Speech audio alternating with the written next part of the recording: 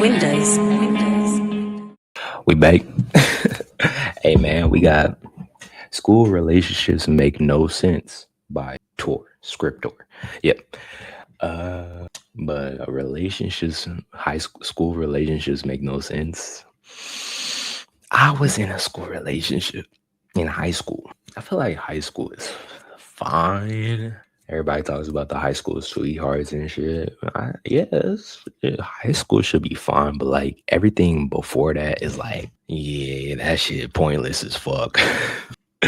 Oh my god. I don't even want to talk about it. This shit was a mess. It made no sense. It was pointless. Why did we do this? Like, we didn't have to do this.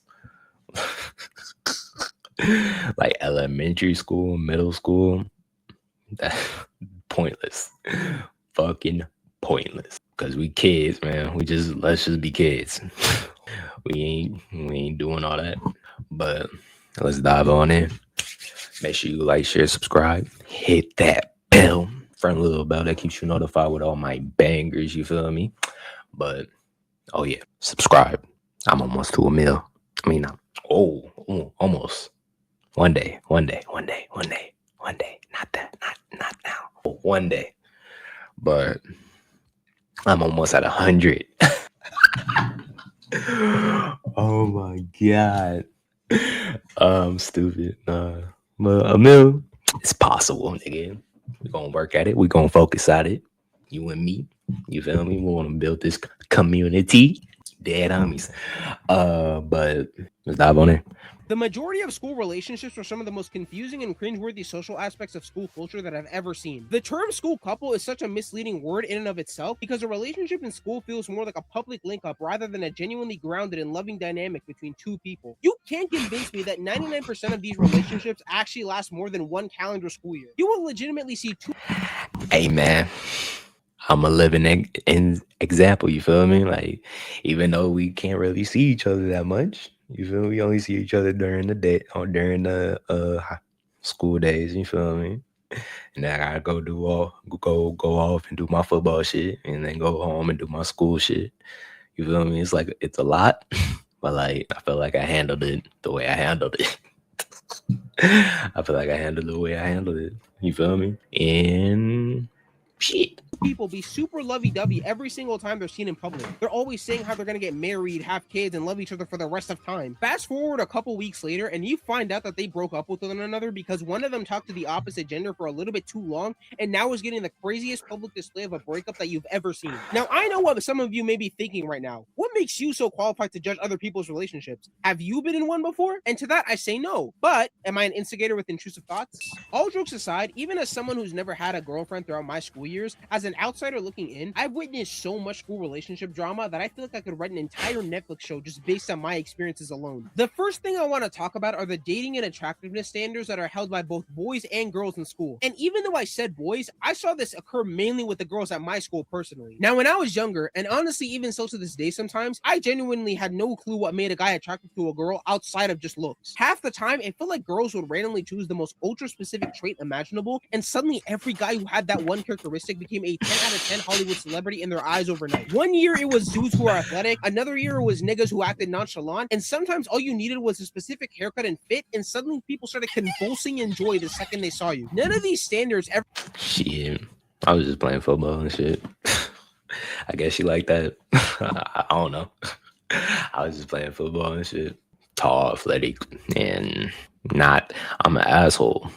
But I'm not that much of an asshole. I'm a nice guy. I always felt like the definition of what made a guy attractive would completely change every couple grades depending on whatever social phase everybody was going through at the time. When I was in elementary school, the number one thing that made you attractive to girls above anything else was how fast you could run. You could have the personality of unseasoned chicken and rice, but if you were dusting niggas during recess, girls started looking at you like you were prime Justin Bieber. The next thing I want to talk about is the fact that a lot of these relationships don't even have a solid baseline of mutual connection between both people. So many people get into relationships during school because of peer pressure and wanting to fit in rather than just for the sake of others or just to not look weird or lame. Especially from a male perspective, I've always seen boys my age try to get a girlfriend or focus a lot on girls in general simply because most of their friends make it too important of a topic to ignore. And of course stuff like puberty and hormones.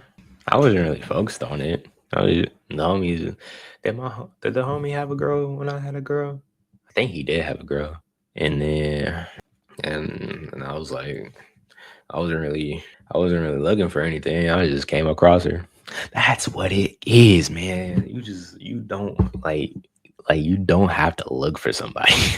You really don't. If they fall onto you, they fall to you. It's just based on whatever you doing, wherever you at. Like, have fun. Go places and shit.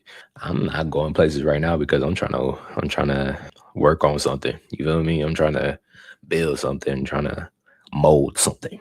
You feel me? I'm going out sometimes. Sometimes I'm going out here and there, but I'm trying not to go out that much. I'm trying to relegate it so I can focus on YouTube. You feel me? But and working, running my bag up. You feel me? But I'm trying to settle down. You feel me? I'll settle down once everything is stabilized. You feel me? The foundation is there. You feel me? That's all. Just gotta build your foundation. That's the way of life, nigga. Just build your foundation. You don't have to build a fucking mansion, bro. You don't have to build a tower, a skyscraper, nigga. Nigga, all you need is some foundation. You feel me? Some foundation, some level, just like a peace of mind. You feel me?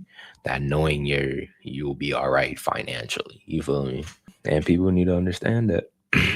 So when I say I don't want to braid my hair because that's too much money and I don't feel like going out nowhere and I just want to focus on work and YouTube and stay home right now, then I'm going to do it.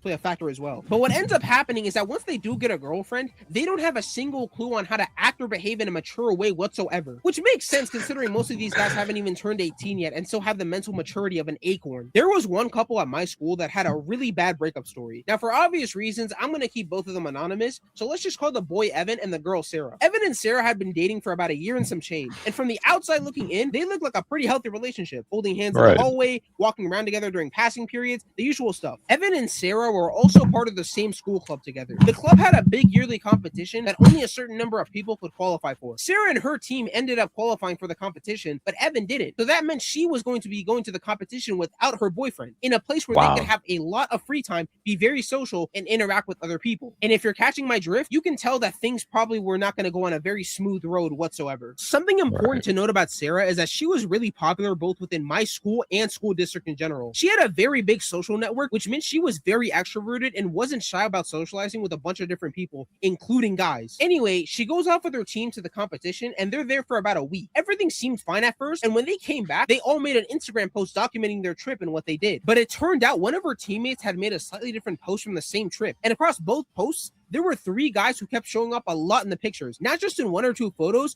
but they were featured throughout the entire slideshow. They were even tagged directly in the post with their IG handles and everything. Now, as you can obviously tell, from an outside perspective, this whole situation starts to look absolutely crazy once you start putting the pieces together. After this happens, rumors started spreading, and it eventually comes out that during the trip, those guys were in a 3-man with Sarah and her group for the entire duration of the trip. Evan obviously wasn't very happy about this and confronted Sarah directly. He asked her if anything happened during... Really, bitch? Really? You really about to do this to me? I forget you then, bitch. Dead arms. Forget. Dead arms. What the fuck? That's what you gotta do. Just forget about her. Just forget about her. Bird. She with the birds. You feel me? That's what you gotta do. For all my fellas dealing with this shit. I'm not dealing with this shit. Just keep that clear right now. I'm not dealing with that shit right now. But if you dealing with that shit, that's the mindset you gotta do. You feel me? You gotta be in that mindset. Like, forget her. Move on, nigga. It's ease with ease.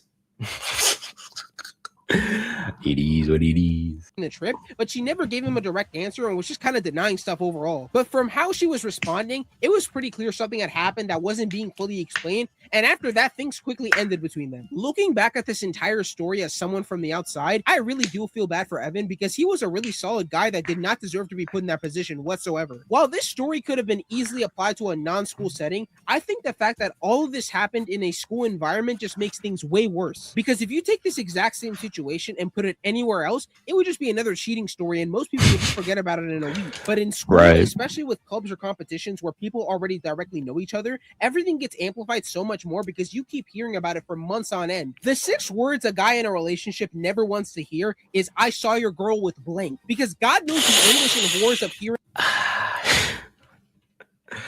I saw your girl with blank, blank, blank. I'm like, these niggas be like, when that happens, niggas be like, because this happened to the homie, bro. And I was like, damn, that's tough. This was fucking back in middle school, bro. That shit was, because niggas was like, oh shit, niggas cheated. Niggas grimy. All the kids was like laughing and shit. I was like, damn. That's tough. That's unfortunate.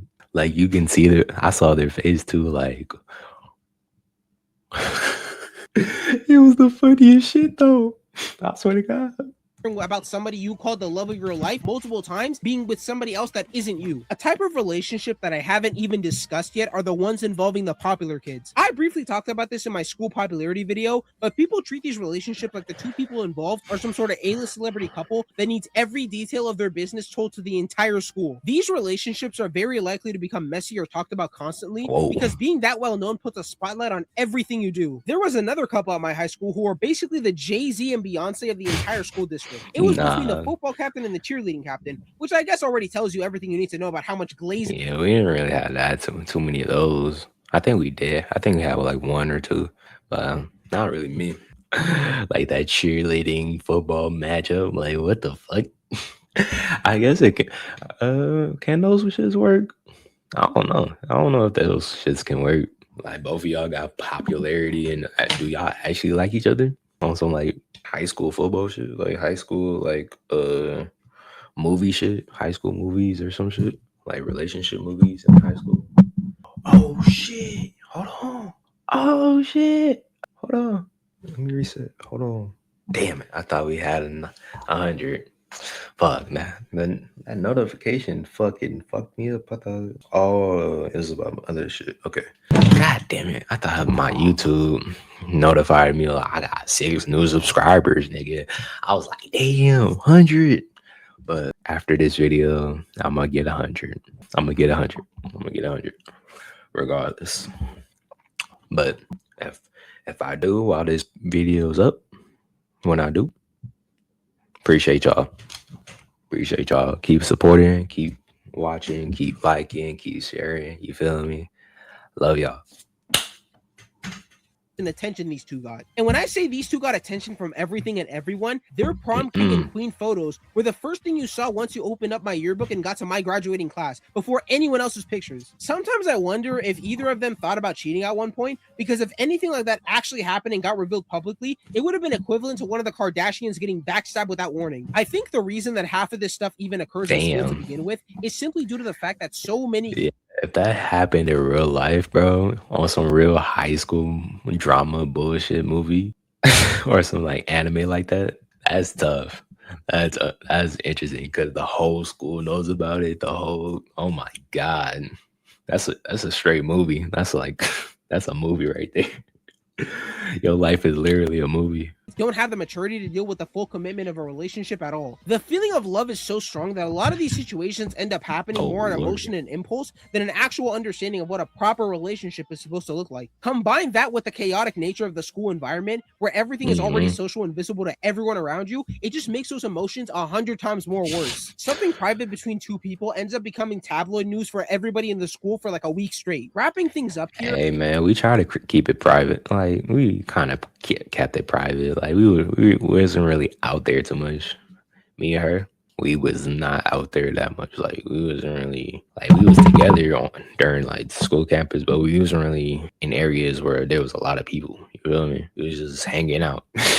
I genuinely think school relationships are one of the weirdest social phenomenons ever because somehow the second romance gets introduced into a school environment, everything immediately becomes over dramatic and way more complicated than it ever needed to be. And obviously, teenagers have hormones and urges that they Kinda. don't really know how to control yet. A lot of kids want to get into a Yeah. relationship just simply due to their primal urge to fall in love with somebody. Hopefully, Hey, don't get me twisted. Don't get it twisted. I had my problems. I had my fair share of problems. I wasn't perfect. We wasn't perfect.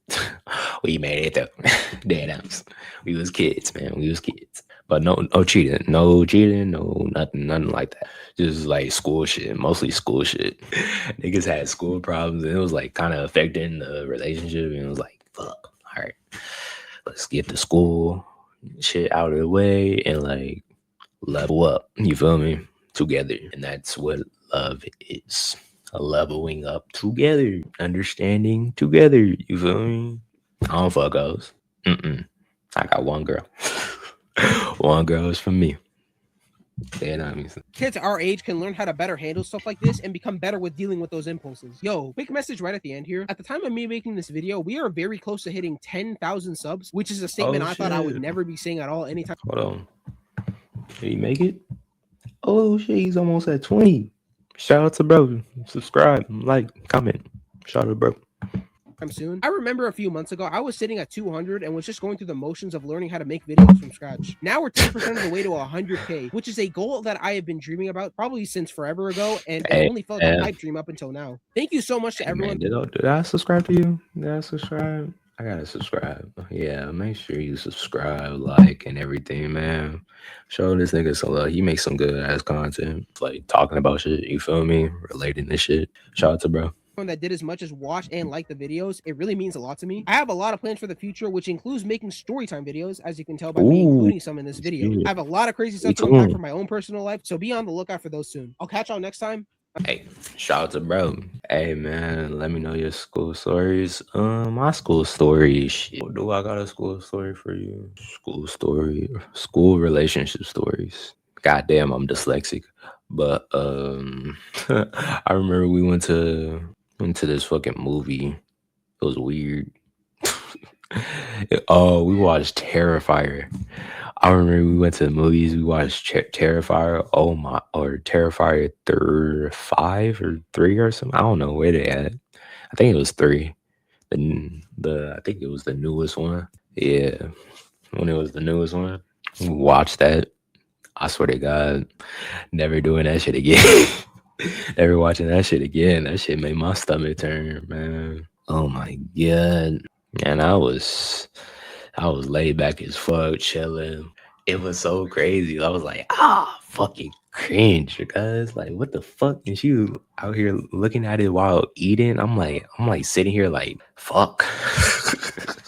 And I couldn't, bro. They literally, it was like a fancy fucking movie, bro. It's the one in Inglewood, the new one where you can literally just go in and just gotta pay online, and you go in and watch the movie, and they like serve food to your seat.